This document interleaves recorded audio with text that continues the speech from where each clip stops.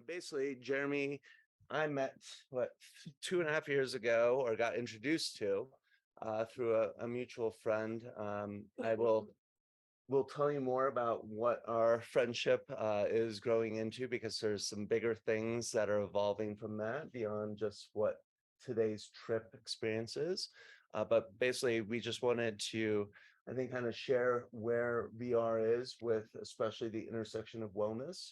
TRIPP is an amazing program or platform that actually acquired Jeremy's company. He has had a company called Evolver VR, like Evolver, for the past couple of years, which is doing group meditation. So bringing people together from around the world in the VR space. It is really, I think most people would say, in my understanding, at least in my circles, that VR is very disconnecting. And I think that there's a lot of ways that this is actually some of the more connecting things, especially when you can have diversity, you can have accessibility, you can have people really from all different walks of life that get to show up though in their own, their own, like you get to create your avatar, you get to show up how you want. And that in and of itself to me is one of the more beautiful things I've seen. And then I also have seen where when I'm a practicer of transcendental meditation, and there's this theory of if 1% of the world is meditating, we could shift the frequencies of the collective consciousness. And so I think that's where I'm going to leave it to Jeremy now, just to start chatting. And yeah, we have some more, I wouldn't say, well, we have a couple of people that are very familiar with things, and then I'd say most people are still at their beginning level if they've even tried it yet. So we'll start there. And again, we'll just do about 30 minutes, Jeremy, and you're good. Awesome. Well, let me say the Quantum Club sounds so deliciously nerdy. I am just honored to be a part of it. I absolutely love it. I guess I'll give you a brief introduction to myself. I have, for as long as I can remember, really loved both playing with technology and talking to people about what they think is going on in this world. Like, why are we here? And what should we do while we're here? And why should we do it that way? And so I was raised a Unitarian Universalist. For those who know what that means, it's kind of a interfaith American, non-Christian, but offspring of Christianity tradition. And so I was really allowed to play with philosophy and religion and spirituality interchangeably as a kid, and really enjoyed that. At the same time, my parents ran a video company and then a computer company in the 80s and 90s. So I was always playing with tech and making websites and little films. And I had this like nagging, terrible feeling that one day I was going to have to become a minister, which I had some pretty cool, I had some mentors in my life from that world who were really amazing people, but obviously had a lot of stigma around the idea of being a religious professional. I ended up being ordained as a Unitarian Universalist minister. Was out in Berkeley, California for 4 years, studying at the Pacific School of Religion, which is kind of the most progressive seminary in the world. Pretty awesome place full of lots of ideas. But I really missed playing with all the tech toys that I was playing with growing up, wondering how I could bring those things together. And finally, about 10 years or so ago, not quite 10 years now, I was introduced to virtual reality in its new formulation. Virtual reality has had a bunch of chapters. When I was a kid in the 80s, you could go to the mall and pay a few dollars and you'd put this giant thing on your head that had this wire that was like, this cable was so thick. And, you could have this little like quasi VR experience, and you could go in there and you'd be like, there's something here, but this is really terrible actually right now. And, this is not it. And there was a whole bunch of iterations of VR that were kind of like that, like 1% potential, 99% just not there yet. And that's kind of where I had it categorically myself. My brother-in-law, who's always ahead of me in everything, just a really forward-thinking person, started to get into VR. It's probably like 2014, 2015. right when this new generation of VR headsets was being created, when someone realized you could take mobile phones and hack them into a semi-serviceable headset. And so, at this point now, Facebook bought that technology, and they've been focusing on building out, for better or for worse, a lot of the VR world ever since then. And I often say the best and worst things that have happened to VR in the last 5 to 10 years are Mark Zuckerberg. He has poured billions of dollars, absolutely, I can't even tell you how many billions of dollars into hardware and software to make this stuff happen. And it's incredible. It is absolutely incredible where we've come over the last 5 years. He also, by branding his company Meta, has shrunken people's imagination of what the metaverse potential truly is. Much like AOL wanted to own the internet on their little CDs when it first came out, Meta would really like to own the metaverse and have it so that you need to pay them to do anything in the long run in virtual reality. So they're both the best and worst thing going on in VR. The space that I'm in, VR wellness, I think is a really interesting niche because, I think as Michael said, so much of our imagination and so much of pop culture's understanding of VR goes to pretty dystopian hellscape stuff. Like, I don't know who saw Ready Player One, but that's not the metaverse I'm hoping for, where we all end up in little boxes, working for VR coins so that we can live in this other world that's slightly better than the real world. The thing I love about VR is that it connects people who are geographically isolated, people who are in thought different. I mean, I run into people in VR all the time who are outside of my normal ideological bubble. I live in Boulder, Colorado, so I'll let you decide what bubble that may be. But when I'm in VR, I run into people who think all kinds of things. And that's, I think, a really good thing, even though it can be really annoying and hard as well. So I love that about it. I often tell a story early on in VR. I can't remember the exact date because the Ukraine crisis has had a few chapters itself, but not in this iteration. In the previous iteration, Putin had stormed in, and he was going to make some saber rattling trouble there. And I didn't really know what to make of it. It's hard sometimes to know what news source to trust. Like, I'm an NPR, BBC guy, but you never know, And so I'm in VR, and I'm in this platform that doesn't exist anymore called Altspace VR. And 3 Ukrainians have put up a screen in a public space and started live streaming their news and just kind of talking about it with whoever comes by and telling them what they see out their window and how it affects their life and what they think. And it was like immediately, the earth became flat to me, in that sense of like someone who was in another land and having a totally different experience than me could bring me into that world in a way that I didn't need to be mediated by someone else's opinion in between. And that's the best of VR, when it can take people from different worlds and bring us together for a shared experience. And so that's really what my community is focused on. So we, for the last 6 years, have led live meditation and yoga events, other adjacent wellness activities and discussions. And we do parties with live DJs. And I grew a community accidentally by just kind of starting to lead these live events. Over the last, bunch of years, we've had thousands and thousands of people. We had about 40,000 individuals come to our events in 2021, the last year we have good numbers for, from all over the world, 42 different countries at least. And they come back over and over again, and we get to know them. And we've built this community of people who come together every day to meditate together or to do yoga together or just discuss death. One of our most popular weekly sessions is called Death Q&A, where people just come to talk about death and process the deaths in their life and the changes.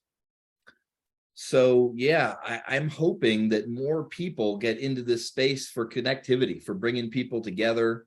And I think there's a huge possibility there. that's, part of my story. There's much more I could say, but I'm curious, what kind of questions you all have. I'd love to have more of a conversation or dialogue if there's anything people there want to share with us or ask me.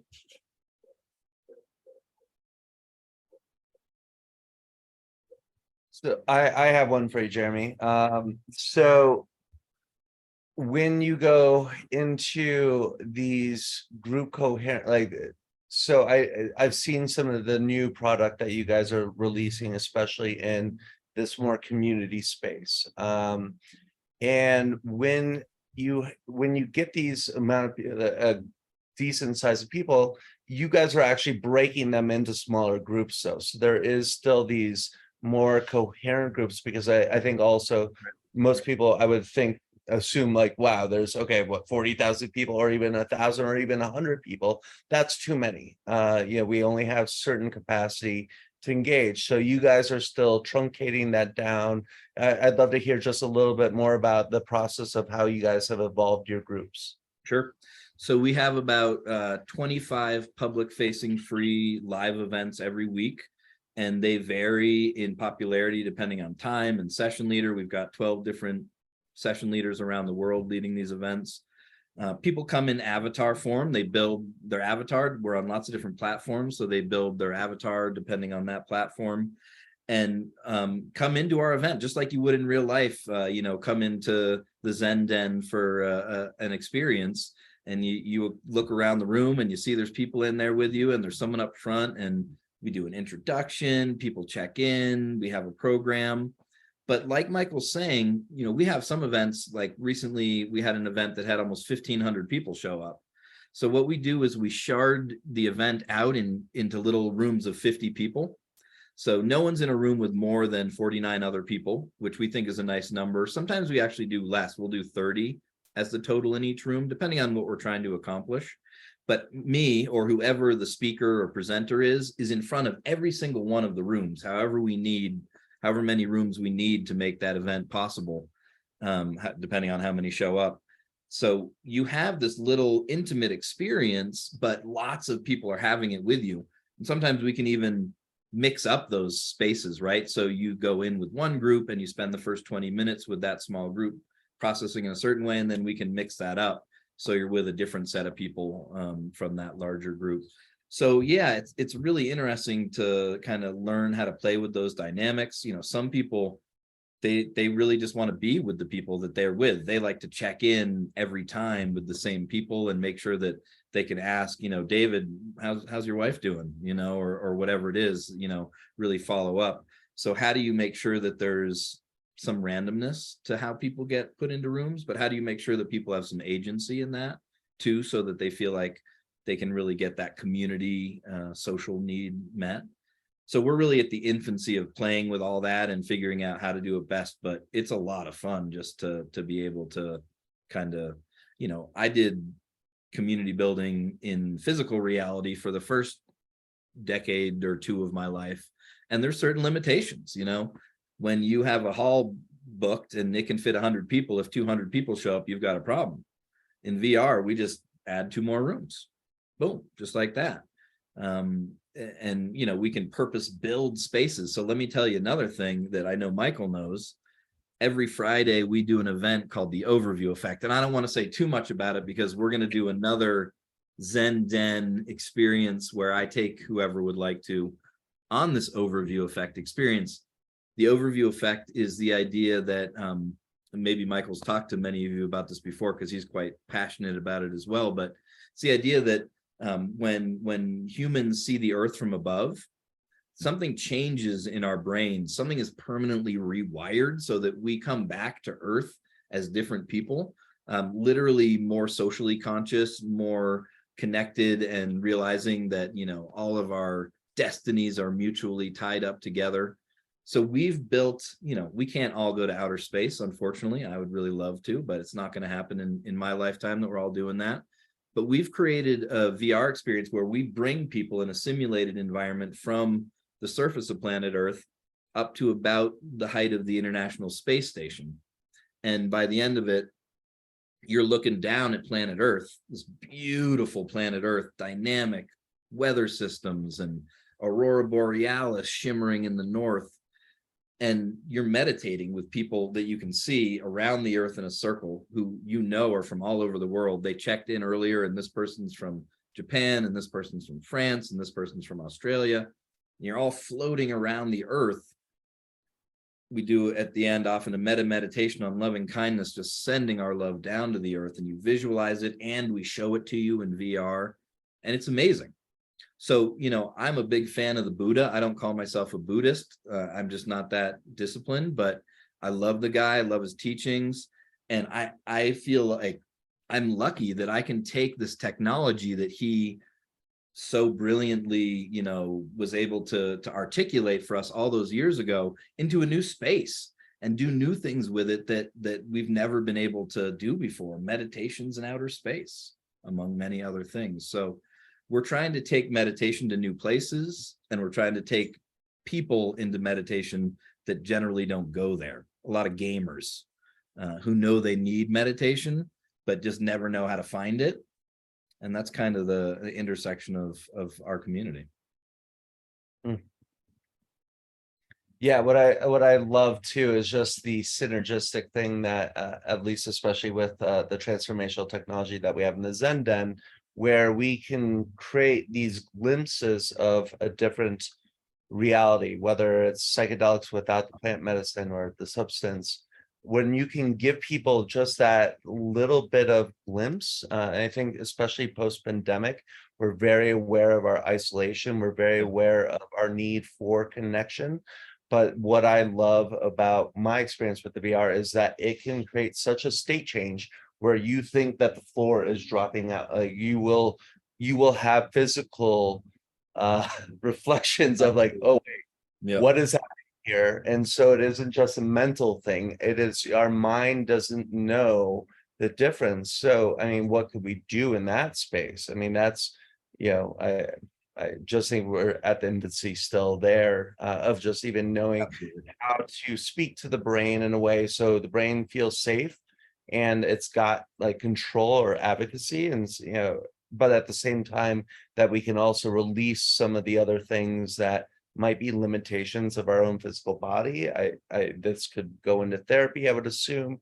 I would lots of therapy potential here, huge. And lot of PTSD. Well, I mean, I think that's a huge avenue, and a lot of people are running down it. There's a lot of work that the government has been doing specifically with PTSD, and really working with people's trauma from, war, moral injury from war, and trauma that they can work out in VR in really unique ways. We have a treatment plan that we're working on that involves plant medicine and VR to help people in therapy for trauma and anxiety. So, I mean, the sky's the limit. There's so much that can be done. There's a guy named Jeremy Bailenson who works out of Stanford. He's got a lab called the Human Interactions Lab. And if you want to just go down a rabbit hole, just Google the Human Interactions Lab in Stanford and just check out the amazing VR experiments that they're working on. It'll blow your mind. I don't even have enough time to get into any of them, but just a lot there. I want to open it back up, see if there's any other questions or. I have a very basic question. I mean, how do people find you? They have to download the app and then they find a schedule and choose which events they want to attend live? Yeah, so we have an app called TRIPP, TRIPP, and that's, if they search for wellness or meditation, we're the #1 wellness and meditation app. So people find us through the App Store, the Oculus App Store. But also what I specifically do is lead these live events on other platforms all around the metaverse. So just to name a few: Rec Room, VR Chat, Engage, Horizon Worlds. We have live events in all these other platforms. So even if you go in to do other stuff in social VR, we hope you'll run into us and our community in these other spaces, find our free classes, keep coming to those, and add the TRIPP app to your daily wellness practice. But we don't do a whole lot of advertising at this point because so many people in the world don't have a VR headset yet. It would just be kind of throwing money into the wind. So yeah, for the most part, we let people discover us. We do a little bit of social media advertising, but but not really that much. Yeah, and I think that's one of my favorite parts was that you can actually go into these other, like, just, I mean, they're self-created worlds, VR chat and these ones, like you can go into rooms that like it's somebody's house and you can just have conversations with, different people there because it's a very serene place, or somebody's inviting you there, or you can go into these portals that take you pretty much anywhere. So again, the mind's the limit there. But the nice thing I think that they've done is that they create these micro worlds that are similar, indicative to the platform TRIPP, but that are kind of a foundation so people can kind of come together without this whole, I need to download this app and this whole other thing. Got it. So there's a lot, that's where I think that there's also just a nice part that they're not limiting it to only purchase, provide, subscribers or whatnot. You have the demo that you can, obviously check out, or down, you guys have access to the coupons that Jeremy was so kind to hook up for us. Yeah, But glad to hear those. Absolutely. But the part where it is that you will, the diversity is what I think is also really special, is that you can find yourself, especially in these more ecosystems that are already created in ways that they don't even, that it's bringing lots of worlds together in real time. So it's like the multiverses all coming together, and that's really what these are it's a portal to all these multiverse places that you can go into these different universes, and they're just one of those nodes in that branch. And then with their platform TRIPP, they go much more into building a program of meditation and building discipline, and you can see your breath coming in and out. I mean, it gets quite magical. Yeah, I mean, I would guess that 2/3 of the stuff going on in VR are video games. That's just a guess. I don't know for sure. And then the next third, most of the next third is what they call social VR. And these are just platforms like Michael's talking about, where anyone can go on for free and start building worlds, hosting events, and people just hang out in these places. You don't necessarily go to do something. You go to see people, and then maybe they'll bring you to show their world to you, and they'll tell you about an event tomorrow that you want to check out there. And so we like to think of ourselves as a sanctuary in the metaverse. So if someone shows up anywhere on a social VR platform and they're there to do whatever, hang out with their friends or just play and explore, they could also run into us there and say, well, that's a nice, safe, comfortable way for me to start my VR journey here. I'll probably meet some, really kind people, some thoughtful people, and they come to a meditation event. And so many people tell us later that their first VR event on any specific social VR platform was one of our events for that exact reason. They get intimidated. They show up to this platform, they don't know how to start, and meditation seems like a comfortable place. And as I said before, like, everyone knows they should be meditating, and no one is doing it as much as they should. And for a lot of people, that's zero, because they don't know where to start. They don't know where to find a group of people meditating. And so when, you're a gamer and you're in VR anyway, and you run into this community where you could just spend 20 minutes of your day in the cool headset you love playing with, but meditating with thoughtful people, it's a pretty good option. Well, I know we're kind of coming up on time, and I'm going to allow things to still percolate. So there's some really juicy questions next month when we continue this. But I would love, if you wouldn't mind, just discussing, just because I know there's some facilitators here, and I would assume that there's some percolation of like, ooh, what would that look like to get involved from more of a facilitation side? And Yeah, I would encourage anyone who's into looking into that to just start showing up at some of our events. Best way to see if you're a good fit is to see if you enjoy what we're already doing. I always ask people to take what we're doing in their own direction, but at first, just come stop in on some of our events. And if it seems like you'd be interested in it, definitely be in touch. We're always looking for new facilitators, people who can lead meditation, but other, spiritual technologies as well. I guess the last word I'd leave you guys with is, especially because it sounds like there's a bunch of people there who don't have a great depth of VR knowledge. I assumed a lot about what I'd find in VR, and I assumed it would be a lot of bullshit. Like, you can be anyone in VR. So why be yourself? You know, you can show up as the person you wish you were, or whatever. And I'm sure there's some of that. There's definitely, you know, some of that. But for the vast majority of people who show up, another phenomenon occurs. My boss has coined a term for it. Her name is Nanea Reeves. She's a brilliant woman, and she coined the term digital veil.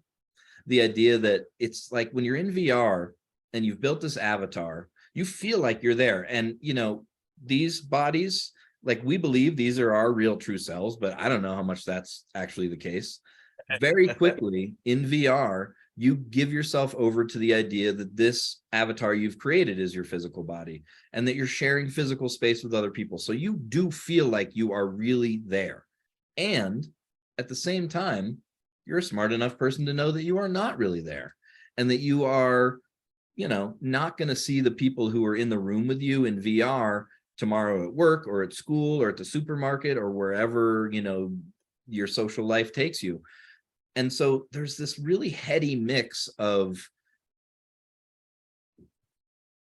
shared experience and anonymity that allows people to very quickly just drop the bullshit. Like I served at church for 10 years. I can't tell you how fake people are when they come in on a Sunday morning to your church. Like, I love them I love these people, but everything's all good. Everything's great. Everything's wonderful. Always, everything's good. Fuck no, it isn't. Like, we're all living in this world. There's no way that's true. And in VR, you just don't feel the need to fake that stuff, you know, and you're just more real. And people will reveal truths about themselves in our meetings that they haven't told their lover or their best friend or their sister, you know, like it's just fascinating how real people will get there. So, you know, I just say that as, you know, the obvious thing is that it would be the other way, but it isn't. It really isn't. And we are really building a community in there of real people who are extremely compassionate, thoughtful, authentic, and, you know, regular. So if that sounds interesting to you, definitely check it out and let me know. Cool. It's awesome. Well, any other last? I have a question. And I look forward to being back with you guys again sometime to do the overview effect And some other things that we discussed and, as well. and other things. We have one last question. So you said you can create rooms. Can you customize the rooms? Like, can someone create, like, let's say the jungle? So What Jeremy, technology? what in at least VR chat, what does it look like to create your own room? Like, what kind of expertise, or what does it look like to Detail. design that room? Unity. You got to be down with Unity. That's my Yep. question. Now there's a different answer for that for different platforms. There's some platforms that have templated systems within them where you can really easily build your own room. You're just more limited to the, you know, 500 templated pieces that you can construct with. If you know how to use Unity, you can do anything in the world and then import it into VR chat or wherever you want. Yeah, and I would say that's probably what I love that you did bring into the picture as well, is that this is still everybody's game. We all have something to contribute, and I heard that kind of call to action of like, surprise me, show me something different, because we can all say, oh, you know, these standard things, but it's the intersections I find now that really like can light it up in ways that can create more accessibility and understanding from our own lens of experience, and then into, oh, but now I'm in a different world. Is this actually so foreign that I thought it was, or is it actually more similar to something that, like, then I actually just blow up the bridge already, just as, or the divide, because I'm like, wow, we really are at the same place, just talking two different perspectives. Yep. All that. Cool. All right, my friend. Well, appreciate you. Get back to the family, and I look forward to connecting with you again soon. But I appreciate your time tonight. Thank You you. bet. Thank you. Talk soon. Thanks all.